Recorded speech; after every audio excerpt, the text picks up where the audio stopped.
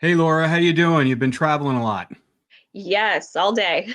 Yeah, so Laura's been on the plane all day. She went Mhm. back to the Boston area from the West Coast to see her family and her son, all that good stuff. So we just wanted to check in with you and see what's going on with all the offenders you're talking to and give us an update because I know there's a lot of updates.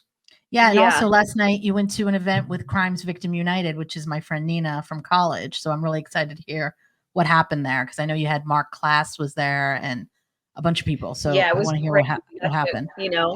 it was Rob and I, we got to meet Nina, Harriet, her mother, and then Mark Class, he gave a great speech and we got to, talk to him. And it was really special for me because when Bittaker actually gave up the bodies of Cindy and Andrea, I contacted his organization. Actually, I wrote him an email and he sent me Stacy, who got me on the topographical maps. And it was the first time I actually got to go up and shake his hand and tell him thank you from back from Oh, that's nice. 2019. Yeah, it was What great. was his reaction?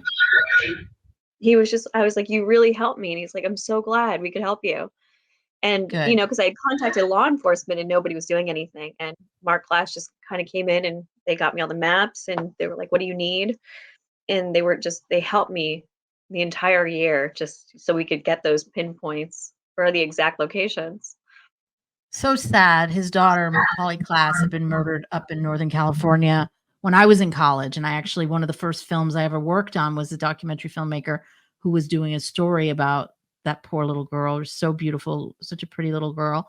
Yeah. And Mark Class has been doing this work since that tragedy, working a Yeah. lot with Nina and Crimes Victim United because Nina lost her sister to a murder.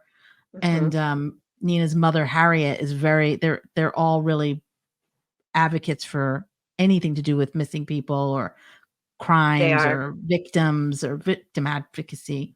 Yeah, no, They they are. do amazing work. So Amazing also work. Yeah. did More class say anything about death row being closed? Yeah. um, you know, uh, Richard Allen Davis is now his death penalty might be overturned. And he said there's 9,500 other cases right now in California that are being looked at as well. Wow. And then what Wow. does that mean if they overturn his death penalty? Um, you know, in California right now, I'm seeing a lot of stuff that I've never seen before. Most people have never seen before, getting rid of the death penalty, moving, serial offenders down to level 2. This is really kind of historic what we're kind of seeing. It's never been done before. Um, so a lot of the laws are changing. So I'm not exactly sure what it's going to mean, if it just means it'll drop down to life without parole or if there's a chance of parole. I'm not sure what, Newsom's plan is overall.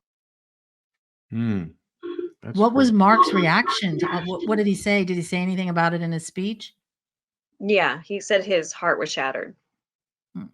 for a second time in his life. Wow. As well as a lot of other people, a lot of other victims' families. Yeah. Wow. Right. Wow. So Well, if that people don't know about the Polly Class case, we'll have to talk about it in the blog and give a little more information about it. It is a tragic, horrific case, and that man should horrific. never, ever get out of prison, ever, for what No, he did to that little girl. no. How about any updates from any of the other offenders? Have you been talking to them? I know they've been moved around and their environments have changed. Anything newsworthy to report? A lot of the ones that are still at San Quentin are actually they're going to be moving a lot of them actually to Vacaville, which is where a few of them are at now for the serial offenders, which is kind of good if I can get them all in one spot. They seem to have like a lot of open beds at that prison, so it's looking like Vacaville might be a big option. And then the other half is looking at Stockton, which is great Mhm. because that's only like 45 minutes in between each other right now.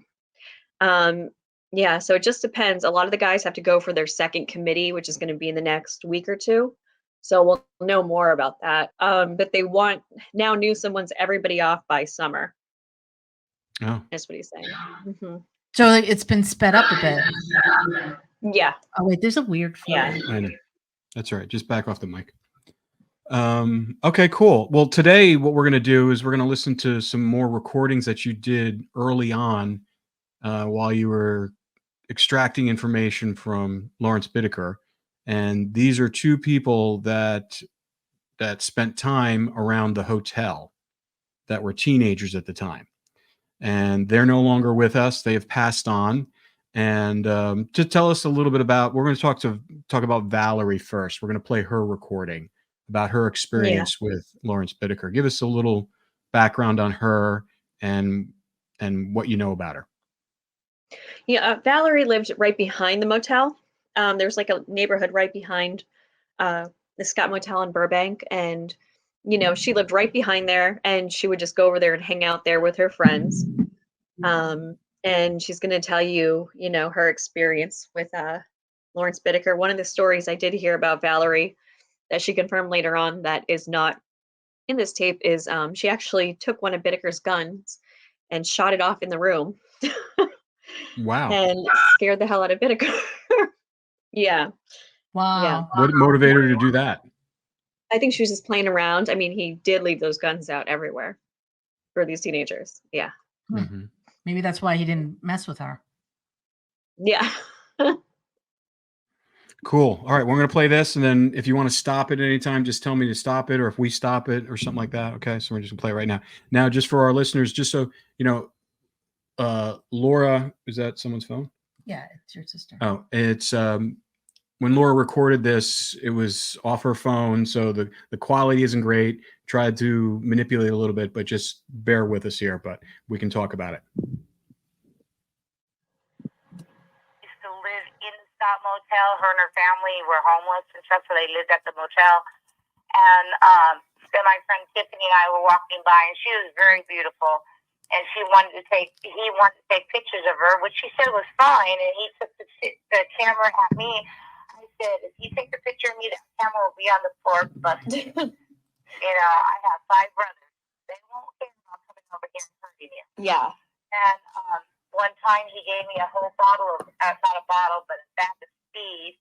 And my mother found him in the bathroom and yelled at me and stuff. I heard one time I was sitting outside of his room. He had the door open. And he was playing with this ice pick. And then he played this tape of this girl screaming and yelling. Wait a minute, you heard it was just an actress and stuff like that. I was like, okay. Wait, stop for a second. Wait a minute, so you must have What tape was that, Laura? the Gilliam tape. So The Jackie Gilliam tape? the Jackie Gilliam tape, it's never been recovered. This is where it's in with the buried evidence, the location he gave. But yeah, he played this tape for the teenagers. And you're about to hear exactly what he did when he played that tape. Valerie tells us. Oh my gosh. And Oh my God. the other Okay. teenagers report this too, what he does while he's playing the tape. Oh God. Okay. I've heard the Gilliam tape. I don't know what I heard. All I heard is her yelling and screaming, to stop, please don't, and stuff like that, So, yeah. Do you remember if it was just one girl's voice or were there 2 girls' voices on the tape? I just heard one. Wow. Yeah, I think he played you the Gilliam tape. That tape was buried. It's actually never been recovered. But he would play it for different people randomly. But that's crazy. He was just sitting outside playing with an ice pick, and he was playing it. Well, he was in the room. It was me, my friend Tiffany, Sandy, and we're all standing like on the outside of the room. The door was open. There's like a step, and you step into the room. And I was sitting on that step, and they were leaning up against the van, and he was playing it. It was in his room, and he was playing with the ice pick. Yeah. And, yeah. Wow, that's crazy. Is the girl Sandy, was that Sandy Horn? Why was he doing? What do you think that was all about? I think he was reliving it, twirling the ice pick, playing that tape Wow. with the teenagers. Yeah. And that's a pattern with these serial killers. Mm-hmm. I mean, these It's really are interesting that he would play that piece Mhm. of tape to these young people, I mean, pretty brazen. Very And brazen. Very brazen. what did he say about that when he was doing that? What was he trying to do? Was he just it was a kind of just he was just kind of bragging in a way that just Yeah. or you just wanted to see kind of a reaction? Kind of both, you know. It's a way to brag. It's also a way to, you know, it is their trophy. And it's kind they're also getting off on like, oh, these teenagers don't know what I'm doing. And then twirling the ice pick like right in front of them, watching their reactions, you know. Did he ever have a thought about possibly converting one of these teenagers to help to kind of join him and Norris in their killing and their torture? They did try with Joe Jackson, and they tried with a guy across the street at the motel, living at the motel, named RJ. They tried to recruit him in too. But I was talking more in respect to the teenagers, or anybody that he'd like to groom to, you know, because it's for him because his ego is so huge, Big. and if he was doing stuff like this, where he's playing the murder tape and kind of playing with the ice pick, Mhm. it almost seems like he's trying to desensitize them in a way, and maybe them asking the right Prime. questions and feeling them out to see how they react to maybe Yeah, it's I don't priming. know. It is. It's almost priming. It's grooming. It is. Um, you know, he reports that he wanted to take Dina as a victim, and he played the tape for her too. Um, RJ is the only one I'm aware of at the motel that he was actually trying to, you know, get on board with him and Norris. But there were a couple of the male teenagers, you know, he would have them make pipe bombs with them, stuff of that nature.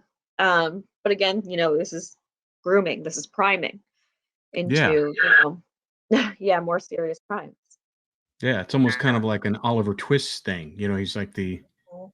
you know, the band of thieves or band of people. He just wanted people around him that he's feeling Right. out and that he can possibly train, be a leader to them, you know, see if they're interested in all the stuff that him and Norris are doing. It just Right. definitely by having all these people, it seemed like it was twofold. It was like they were looking for victims, but they also wanted a group of people around them and they wanted to Yeah. share what they were doing. It's also about control. He wanted to get a It's reaction out of these girls. totally about control. And, you know, sexual sadists are always after the power and control. This was power to Bittaker. This was control, you know. He had Sure. control over the teenagers. He had power over these teenagers. Here he is playing a tape of a He victim. also Yeah. wanted to see how far he could push it. Right. Exactly. Yeah. Did he ever say when you were talking to him as they were further along, they just kept on pushing the envelope a little bit further and a little bit further because they kept on getting away with it? Was that, I mean, Yeah. because that to me is a recipe for trying to get caught when they keep on pushing. And it's Well, almost they like they do. I mean, want, you look at Jackie Gilliam, it wasn't just her, it was Leah Lamp. They took two victims at once. Then they took Lynette Ledford, you know, and she was like pretty much in Burbank. She wasn't from the South Bay, almost like his own backyard. And they don't even drive her up to the mountains. They leave her, you know, in Sunland. So yeah. you see that they're pushing the envelope, yeah, with each one. Wow. All right, let's keep on listening. I don't understand. Long red hair. He was dated a biker there. She fell in love with a biker over there. I think his name was Mike or Mark or something like that. Wow. Yeah, but maybe Sandy Horn. She had long red, beautiful hair. I guess Yeah. you don't still talk to like anybody else from. Oh no. No. I live in Oroville. I don't associate with myself with anybody. Wow. That is So crazy. So were you like close with Bittaker, or you just kind of like he was? I guess I like, was supposed to do like I said. He didn't like me when I told him I was going to put his camera on the ground. that's crazy. And I had my 5 brothers. So. Yeah. So you only like Yeah. hung out there a couple times. Only did you ever meet Norris? No, I never met him. I have a question. She said she had like 5 brothers. Did Yeah. they all, oh, how many? But yeah, 5. Oh, are you sitting in a hole? What's going on? No. Sorry. It's Yeah, better. just tilt it down just a little bit. Yeah. Yeah. So she had 2 brothers or 5 brothers, she said. 5. She had 5. Yeah. Did any of those brothers come to that hotel with her? I don't think that no, I don't have any reports of her brothers. She didn't mention any. But she had her best friend Tiffany would hang out there, and Bittaker was very obsessed with Tiffany for a while. Hmm. She was 13, and I've talked to Tiffany, and she reports, this was right before their arrest. She was actually getting in the van. She was actually very close with Bittaker and Norris. She would actually go sit with them outside the motel, like at night. Like she said, she had a very abusive child, household, so she would go sit over there with them almost every night. And she was getting inside the van, and she put her hand to like reach to go in, and she reported to me that she felt something wet, and she looked down, and her hand was covered in blood. And she looked over to her side, and there was an ice pick with blood on it and some Oh my Polaroid God. pictures. And she said she was scared to even look. She almost thought there was going to be a body. She was so scared. And she said, like, she turned, and Bittaker and Norris were looking straight at her. And she said, like, Bittaker, the look on Bittaker's face was like, she was terrified. And then Norris said to her, run. And then he said, I'm sorry. And she just ran. Hmm. And that was the last time she ever saw them. Mhm. Was that the last time that she was there? Last time, yeah. And that was, I think, she said that was late October, early November, and they were arrested on November 21st. So it was shortly before their arrest. Why do you think they let her get away? I don't think Bittaker wanted her to get away. Oh. Yeah. You I think think Norris was just he did? I mean, in your experience working with both of them, do you think that Norris was just kind of done with killing and just wanted to? No, Norris got late. Like Norris was lazy. Like if it got, like around like 4 or 5 o'clock in the morning, and they had a victim, he would start complaining to Bittaker, like they have to dispose of the body, and it's like he has work at 6 o'clock or whatever. So he was like lazy with that kind of stuff. It's Well, not. why would you think he would? Why do you think he would Just tell her to run? It could be because he was lazy that day, or it could be because he knew her. They did have a relationship for like months. I mean, she was sitting out there every night with them. So And she never said anything to the law enforcement at all? she was never interviewed. Wow. How did you find her? I talked to Valerie, and there was one little mention of an interview with Valerie with police where she said, "Oh, I hung out with my girlfriend Tiffany," and I was just like, you know what? I'm just thorough, so I found Tiffany, and she told me that whole story, and she had never been interviewed by police because they didn't think she was like a critical witness.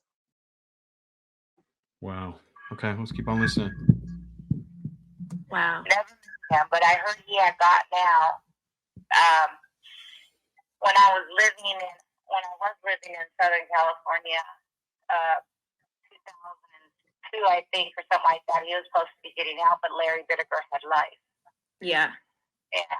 So Yeah, they're both I dead was- now. damn Yeah. right burning. Did you ever meet a guy named RJ? He lived in the Scotts Motel, like I think it was like diagonally across from where Bittaker was. Basically. Yeah, Bittaker had tried to recruit him into like their killing, but he never joined, I guess you could say. Oh, that's good. Yeah. Did you ever go in the van or see the inside? No. He always had the doors open, cleaning it out and stuff. But yeah, That's creepy. so he knew why he would always. He loved his van. He just always cleaned it out. I think he was cleaning That's it up what for we her. thought. Right. The outside, the inside, probably take care of fingerprints and stuff like that, I guess, but in the blood and stuff. But, yeah. Wow, that's so crazy. I'm just like, when the tape was like, when he was just sitting there with like the tape, he told you it was like an actress on the tape? Yeah. Wow. Yeah, and he was laughing. Oh my God, are you serious? I'm serious. He was laughing about it. And we all looked at each other. He was crazy. But, obviously. Who else was with you? It was Sandy when she heard the tape? Shandy and my friend Tiffany. I think I have a Tiffany in the report. I have a Sandy Horn, Tiffany. I do have a Tiffany. I have like a whole list of teenagers' names. I don't think you have her. I don't think you have her. Her name was Tiffany Gleason. No. Is that the same Tiffany you're talking about? Yeah. Okay, so you did have the right Tiffany. I did have the right Tiffany, yeah. Okay, cool. I just want to clarify that. Oh, I don't. Do I have her? No, I have you. I have Sandy Horn. I have a Lynette Hunter, Sharon Hunter, Tina gonna bleep all that out. Ferconi, Tina Hastings, Carrie Montgomery. Any of those names sound familiar? Next door to Bittaker. Mm. One of the girls, I don't remember her name. She used to live with us.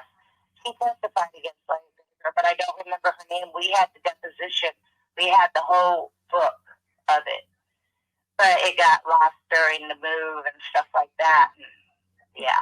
Did you ever get called to testify? Nope. Oh, that's crazy. It's such a weird world. Yeah. It's a long story, but I had started interviewing Bittaker and Norris. I went to school for forensic psychology, and I had started interviewing them. And it was about 2 years ago, I went to San Quentin to interview him. And he actually grabbed the pen and the paper out of my hand and drew me a map of where the two missing victims are, Cindy and Andrea, up in San Gabriel, and told me where the buried evidence is located. So I actually started just going back, reinvestigating the entire case. Like, I read through all the court transcripts, all the police discovery, and then I just started going one by one through the witnesses, trying to track everybody down. 40 years. It's a crazy case. Yeah. Are you writing a book? I am. I'm gonna, like, eventually. I mean, I'm just, going through the investigation of tracking everybody down, but it'll definitely be a book at the end. They want to. Am I gonna be in it? You want to be? Yeah. Well, I was also going to tell you this, but because of the pandemic, right now everything's on standstill. They want to make a docu-series, kind of like making a murder of this whole case. And I want to bring like all the witnesses back from this case and like for the docu-series. But right now everything just closed. All the networks just closed down. So I'm not sure when it's going to happen, but I'll keep you informed going forward. No, definitely. Please do. Yeah. Because a lot of phone calls. That's why I was so rude in the beginning. No, I was like, who's calling me? Your cell phone number? Should I save this as your official number? This is my house number. Oh, So it'll always be my number. Oh, perfect. I've had it for 15 years. Oh, perfect. Yeah. This is my. Did my number show up? Yeah, your number's 415. Yeah. You can reach me on here like anytime. Wow. Yeah, it's wild. If you think of. Just want to talk a little bit about how you were able to establish a relationship with these potential victims and these witnesses and stuff like that. Like, when, was this the first call you had with her? Was it the first reach out? Yeah, this is the first call with Valerie. Yeah. Mm-hmm.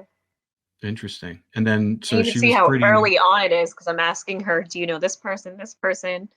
Yep. Tina is in there, who we just had on the episode, who also passed away. And then Tiffany, of course. Yeah, so it was very early on. I had to track down these teenagers from 40 years ago.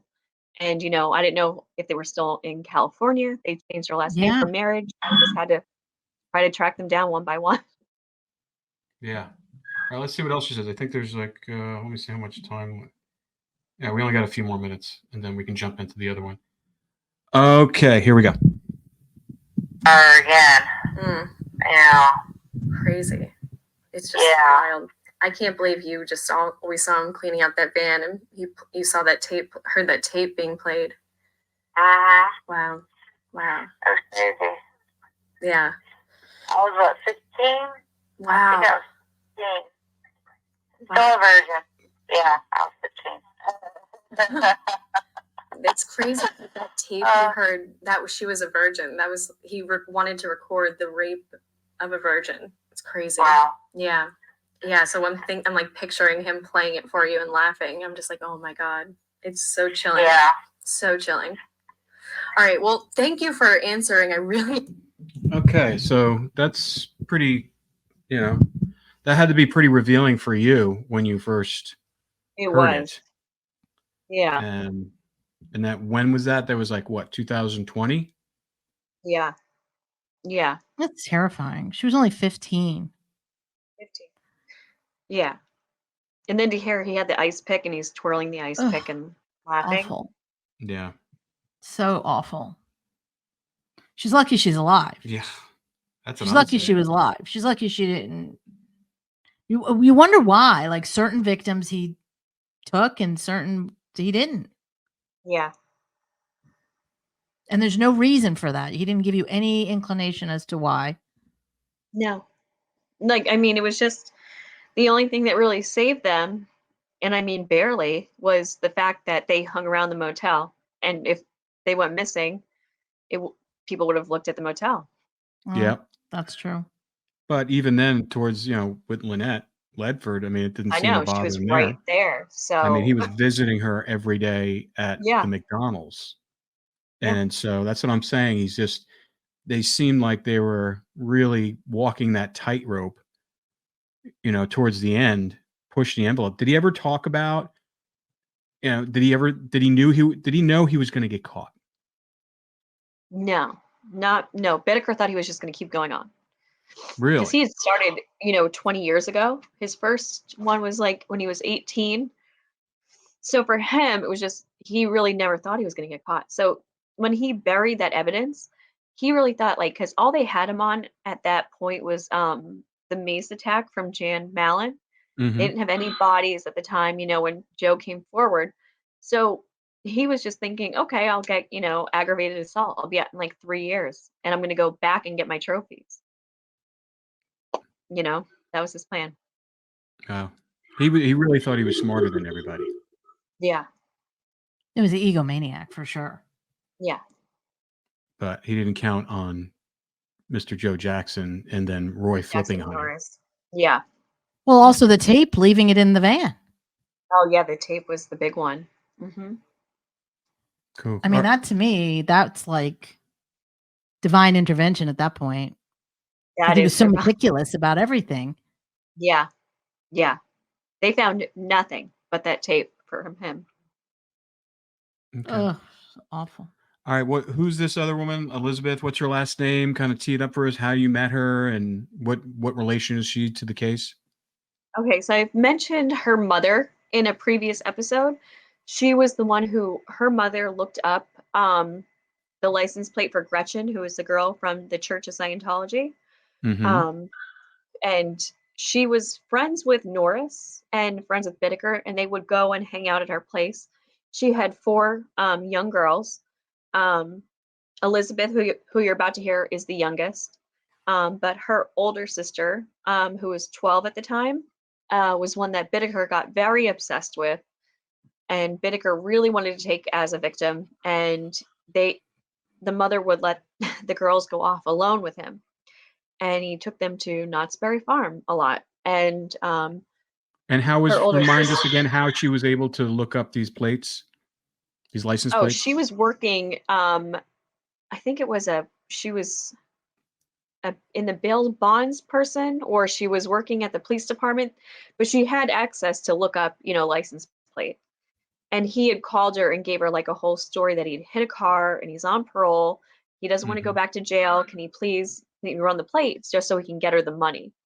She didn't know. So she does. And that's how they find out that Gretchen was going to the Church of Scientology.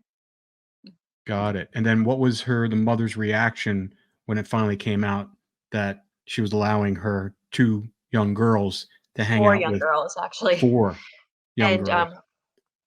the 12-year-old did get molested at Knott's Berry Farm. I don't know if she does talk about it in this tape. Mhm. When Paul Bynum found out that she had let the kids around, because the girls had even said, please, these guys are creepy, we don't want to be around them, and the mom just kept letting them take them.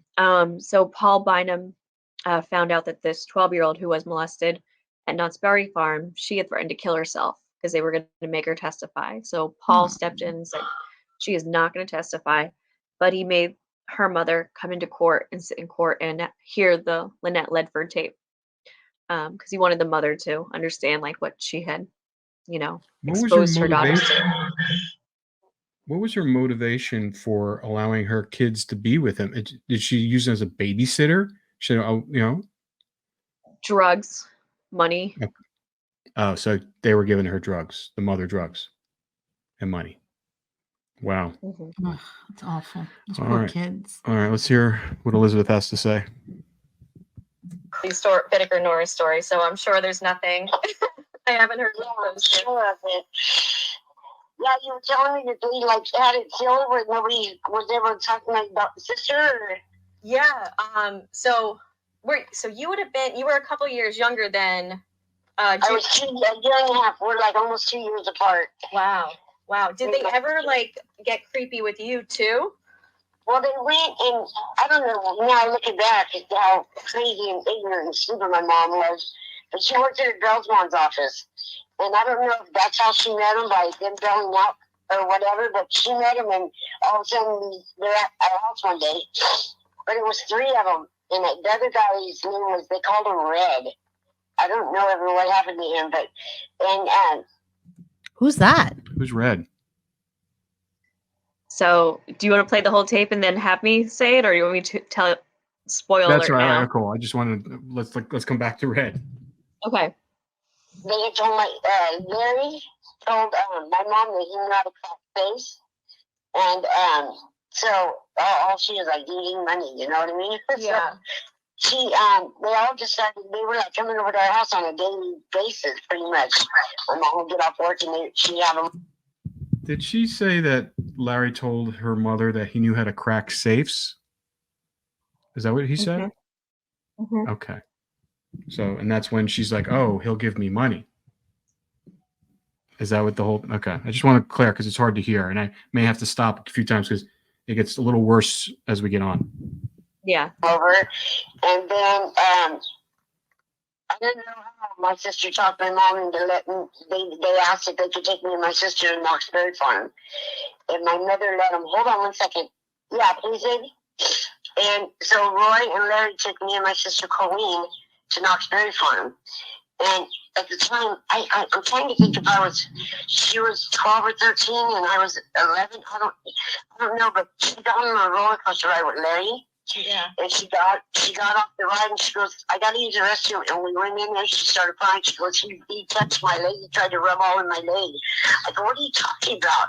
She goes, "Yeah, he put his hands all on the inside of my leg. Tell him that I'm sick and I'm throwing up, we want to go home." I said, "Okay." So I went out there and I said, my sister's throwing up in the ride and she doesn't want to stay, she wants to go home. And Larry's like, "Oh no, she'll be fine." And Roy's like, "No, it's okay, we'll take you guys home." They literally were arguing with each other about not taking us, not. And I said, "Excuse me, my sister's sick." Well, he goes, "That's okay, tell her to wash her face and everything, we're taking you home now." And that was the end of that. And Larry the whole way back was like giving them, mad looks and me, and he was driving crazy. So we get home, and my sister begged me not to tell my mom. And I knew I could have told her. I always tell her everything, but I didn't tell her. Well, but she said, "We'll just never go nowhere with them again. Just don't tell Mom, please." And so my stupid butt didn't say nothing to my mother. So about, I don't know, a couple of weeks went by, and it was going to be Halloween, and they were having a Halloween haunted house. But you had to be a certain height to get in it. Mm-hmm. And I didn't reach that height. And so my sister goes, "Mom, please let them take me and my friend, please." And I said, "No, because if I can't go, you can't go." And then I started telling, "I'm going to tell Mom, if you don't let me." So you can't go because I'm not going, I don't trust them. But anyways, she went, and I didn't see nothing. And that was the only time, I believe, is when they did that. I don't know if it was one of the last girls, but I think they killed a girl and threw her on a lawn or something. Am I right? Yeah, the last one. That was the one, yeah. That was when they had my sister and her girlfriend in the car with them. They dropped them off to do that, and then they went and killed that girl, came back and picked them up and took them home. Oh my God. Yeah, so we heard that story before, and but now we know who the girl was that's in the van with her, that they dropped him off. Mm-hmm. So I don't who's know, Red? keep playing because it gets. I don't want to reveal it yet. Okay. All right. Okay. Yeah. Wow. Yeah. Yeah, your sister had told me the story about like Larry like rubbing up all on her, like on the ride and stuff, and saying like, Oh, she did. She yeah. did tell you, yeah. hmm Yeah, I didn't know you talked to her at all. Yeah, he was sick. And then I think it was Roy's the one that made the jewelry. He made jewelry. Yeah, And they both made it in prison, but Roy kept making it. Yeah, after he was out of prison. yeah, he got out, right? Yep. Yeah, we've been to Roy's house, me and my sister. And we went to his house up in his room, and he showed us all the jewelry and the stuff that he made. And I just remember being home from school, and I never got to stay home from school, but my mom never stayed because I told her I didn't feel good. And Larry come to the front door and knocking on the door, and my mom opened it, and she goes, yeah, what's up? What, you didn't tell me anything. And he goes, look at Judy, I need to talk to you. I'm in love with your daughter, and I want to marry her. And he pulls out a fucking ring that was the size of to me it looked gigantic. And my So he's a pedophile. So she was Mhm. what, 12, 13? 12 or 13. Yeah. And He he's actually asking the mother if he wants to marry her. he even offered to pay the mother $10,000 for him to marry her or to keep her a virgin until she's 18. Okay, that's so horrifying. I can't even. Yeah, Did you ask him about that? I did. Oh yeah. What? Yeah, and he What fully did he acknowledged it. say? What was his motivation? He was like, I loved her. I was obsessed with her. I wanted her. Yeah. He was So like, like I they're not offered even her. human. They're like dolls. Yeah, yeah. He fully acknowledged. He goes, yeah, I asked the mom $10,000. And if you remember, he tried to give Dina a huge diamond ring too, and said he was going to That's put her right. up in an apartment and everything. Yeah. Ugh. Wow. mom literally spit in his face. Spit right in his face and said, get the fuck off my porch and I will kill you. Stay the fuck away from here. Stay away from my daughter. She slammed the door and she put a chair or something up against the door and she was shaking. She started to call 911. But then she has friends that were at the police department because she works for Bellsman's office. And she called I can't remember his name, Dick something. Anyway, she told him what happened. And then she called Roy. And she told Roy, you son of a bitch. Well, by then, Roy, as she's getting ready to call Roy, my sister comes running home, pounding on the door. Open, Mom, open, open. Larry, he was just trying to kill. He was trying to snatch me my thing. I don't know what he was doing, but he almost ran us over. He was trying to catch up to me coming home from school. Did she tell you that? Well, she told me, yeah, he was stalking her at the school. She didn't tell me she tried to like grab her in the car. Yeah, and then, so my mom called Roy and said, you son of a bitch, I don't know what you guys are doing, but I'm calling the police, and this is it. He goes, don't worry, Judy, I'll take care of it. The fuck do you mean you'll take care of it? I know, I'm going to call. Don't worry, I promise I'll take care of it. I told him that he never touched Judy or Colleen. I would do what he said, but he's not using the word hung up. The next thing you know, there was just police. It was on the news, and they were being arrested. Wow. So Roy called. Okay, yeah, the recording kind of breaks up there. We'll try to play some more of it, but just because I guess you're in the car driving at that Yeah. point. Somebody's Mhm. driving. And all right, so she had the appropriate mother response, thank God, Yeah. Yeah. when he proposed that to her and she wanted to spit in his face. And then but then later on, then he tried to snatch her. Yeah. Tell us about that. Well, this is what Elizabeth said. When I did talk to Colleen, she never told me anything about being snatched. She just said like she would walk out of her school and she would like see Bittaker in the bushes, like taking pictures of her. Ugh. Mm-hmm.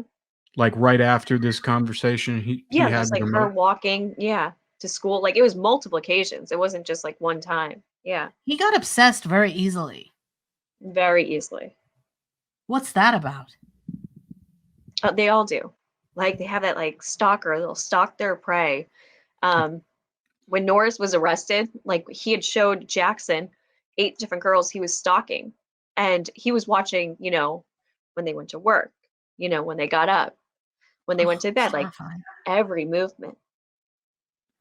And back then, in the late 70s, early 80s, we don't have all the tech we have right now. So they had to physically be. This was, physical surveillance, right? Yeah. Mhm. Yeah, it's horrible to have a stalker. I had a stalker and it was terrifying. Very It is. scary. Because you don't know what they're going to do. Like, you don't know how No far they're going idea. to go. And then you tell the police and they're like, well, they haven't done anything. Really isn't anything we can do. And then you're living life going, oh my God, is this person following me again? Right. It's creepy. It's so It is. creepy. It's very As creepy. as he was getting up in age and you were talking to them, obviously you talked to him towards the last, 4 or 5 years of his life. Yeah. Did he talk about his predator mentality and how he would switch into that mode, or was he always in that mode? I was just gonna say he was always in that mode. Same with Norris. There wasn't like an off switch. Even in prison, it'll come out in different ways. Like he would, look at the justice system and he would just file these lawsuits and try to find these loopholes. It's like they're constantly hunting, or they just snitch on other inmates to gain power, to gain control. It just manifests in different way, according to their environment, but it's never really off. Yeah. But they were both functional people in society too. Like they both had jobs. I mean, Roy was after he didn't want to be staying out too late burying bodies and getting rid of bodies because he had to go to work the next day. The fact that he had to worry about going to work the next day after he just brutally raped and murdered a young woman. People. And, I know. and then Bittaker he had a decent job as like an engineer somewhere, aerospace thing, Yeah, crazy making good lots of job. money. They were like Mhm. functional members of society, but serial killers in plain sight, like right amongst Yeah. us. Well, that's what's so scary about the serial killers, It's like, Mhm. look at them all. I mean, they're like functioning Yeah. members of society. Like BTK was going to church. It's like your next door neighbor, and then it's like, Having a oh my family God, life. Yeah. yeah, I remember the we've helpful talked to neighbor. Mhm. Yeah, I remember we had Carrie Rawson on the podcast last year. Spent 2 hours of her talking, and she always said, she goes, "He was a really good dad." Yeah. Yeah, So that's why she was It's shocked. just so shocking. Like, how do you have it's one like a double life. personality? Yeah.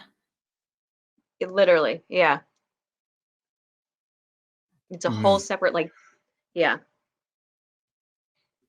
It's crazy. Bizarre. Let me see if we can play a little bit more. It kind of breaks up after this, but let me see how much we can hear. I don't know if he really did. He did it, but I mean, he No, he didn't. He would have to say no. My mom? no. Joe Jackson was the one who went to the cops. Joe Jackson. Yeah, the guy you mentioned, that the third guy that was with them. Oh, what's his called? Well, no, I wanted to know. I don't know who that red could be. Do you remember what he looked like?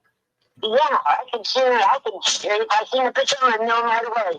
He was short, he had red hair, and I just know I heard he was involved in shit again. I think so. I'm gonna send you a picture of, Okay. and I think if it is this guy, yeah. And you guys were close to Knott's Berry Farm, right? We were what? You guys were very close to Knott's Berry Farm, right? Yeah, we were pretty close. We lived in Long Beach. It wasn't far. Yeah. But it wasn't a walking distance, but we were close to it, yes. Because there's an unknown murder of a girl outside of Knott's Berry Farm that they killed with a third guy, and I have to figure out who this third guy was. Yeah, I'd be able to spot him right away. All right, I'm gonna send you a picture and let me know if this is the guy. Okay, you're gonna send it to my phone? I'll send it to your phone, yeah. Okay. I'm gonna have to dig it out, but I'll find it. Okay, yeah. What His else? name was, we called him Red. I can't think of his name, but I would know the picture right away. I could tell you if it was him. Red hair by any chance? Yes, he had red hair. He had red hair? Yeah, he had red hair, like color. Yeah. Like a brownish orange. Yeah, I think I know who You it did is. I think I know who it is. Really? I think so. Yeah. This is starting to all come together. Because I'm telling you, he was there all the time with them. What? Like, So, do you eventually reveal who it is in this recording? No, I actually sent it to her after we hang up, but I was telling her about the Knott's Berry Farm murder, and she said there was a third guy always with them, and she always knew that he was involved, with something with them. And I said, did they ever leave to go to Knott's Berry Farm? And she said, yes, with this third guy. One time they all left the house together to go to Knott's Berry Farm. So I had an idea of who the third guy was. So I sent her the picture, 2 pictures. Because right when she said red, I was like, oh my God, is it him? And I sent her the 2 pictures, and immediately she was like, that's him. And it was Joe Jackson. Oh, I didn't know he had red hair. I didn't either. Yeah. Interesting. Okay. Wow. Let's see what else. So he was doing all the stuff with them. Yeah. Yeah. She recognized him immediately. Wow. yes, all the time they come to our house, and then I just got creepy vibes from him. But I never said nothing, but he was with them all the time, and then one day he just wasn't there no more. Because he was saying, what's interesting is he was telling me, if this is the same guy, he wasn't hanging around them much. That's what he told me. He was with them all the time. Wow, this is All the time. incredible. I think, yeah. Because when they got arrested, I thought, why isn't that other guy with them? Right. That other guy, why isn't he being arrested? Where is he? Right. And it always bothered me. I always had it, watching out the back of my eyes, thinking, is this guy going to come get me? You know what I mean? Because, he was with them all the time. It was like their left arm guy. I mean, he was with them everywhere they went. So, how did he cut a deal? And did you ever talk to you talked to the prosecutor, the DA. I forget the gentleman's name. Did you ever ask him anything about that? I did. He said he knew nothing about Knott's Berry Farm. And then I contacted Tom Cray, who was Paul Bynum's partner, about Knott's Berry Farm, and he didn't even know about Knott's Berry Farm. Because remember, Tom was out of that day at work, so it was Paul Bynum's report. And Paul and Tom were so close, so I don't understand why Paul never disclosed it to Tom. And then when I brought it up to Stephen Kay, he said he had no knowledge of the Knott's Berry Farm. And did they talk to all these people? I mean, yeah. This is how I got their names from the report. Exactly. So it's all how from did the they not know discovery. about? Did the mother tell him that her daughter was molested by them at Knott's Berry Farms? Yeah, like her initial reports right in there. And there's the, all the cellmates out of county saying there's a third guy in a Knott's Berry Farm murder. And then Bittaker admits to it to 2 investigators. I have Bittaker actually admitting it on paper to 2 investigators about the Knott's Berry. And a third guy being there. Did he name the third guy? No. The cellmates do, though. The cellmates were like, I think his name is Joe. Well, what's his name? Anthony did. He Yeah. basically said he was very matter of fact. He goes, yeah, he was there. He was there with him. And then Joe Jackson said to Paul, if you go talk to them, they're going to tell you I was involved in a Knott's Berry Farm murder, but it's all bullshit. And then Paul writes, and that's when I chose to end the interview. Well, he must have given them other details Yeah. to basically convict Bittaker and Norris. Yeah. But he was a friend of Norris's, correct? Was he closer Correct. to Norris than he was it? Yeah, much closer to Norris. So we don't know who the victim is from Knott's Berry Farm, but we know that there is a victim. Yeah.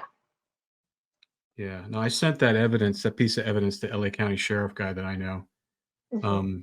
Haven't heard back from him. So I don't know if I'm going to. Because, but it's in the evidence we're there talking. were Knott's Berry Farm tickets taken in at Norris's place. Yeah. No, Yeah. you sent me the picture of it. Yeah. So interesting. What else does she talk about here? Do you remember? I think we just finished it off about Joe and Knott's Berry Farm. Mhm. I can't remember the rest of it. Oh, But okay. then I Let's sent see her. what else. There's only a few more minutes anyway. Let's play it out. Oh, I think the North, you know, I pictured the movies one night. And when he took us to the movies, me and my sister, he gave us both the 10 minutes, locked the doors, and said, I don't care who walks up, if anybody walks up, you start spraying them in the face and start screaming. And I thought, God, that's weird, you know. He said, I don't care if it's blurry, start spraying them in the face. And when he told me that, I said, Judy, something's wrong. We can't go to people no more. Why would you tell us to spray blurry? Yeah, it starts breaking up there. So Yeah. who's she talking about that's in the car with them when they went to the movies? It's either one of the sisters, and there was this girl, Michelle, who was a family friend who also was along in some of the times Bittaker and Norris took these girls out. And when I talked to her sister Colleen, the first thing Colleen said is, she goes, I've wondered my whole life if they killed Michelle. And I said, no, I've tracked Michelle down to the Midwest. She's alive. And she just started breaking down crying because she thought all these years that Bittaker and Norris had killed her. Oh wow. What a horrible thing to hang on to for all those years. Seriously, it's awful. These poor kids. Yeah. And then how long of a period of time are we talking about that from the time that they started, these young girls started hanging out with them to the whole, Knott's Berry Farms things up until they got arrested? We talking like 6 months, 3 months? Let's see. Well, everything started in January of 79. That's when Norris got out and they started together. And they're arrested the end of November of 79.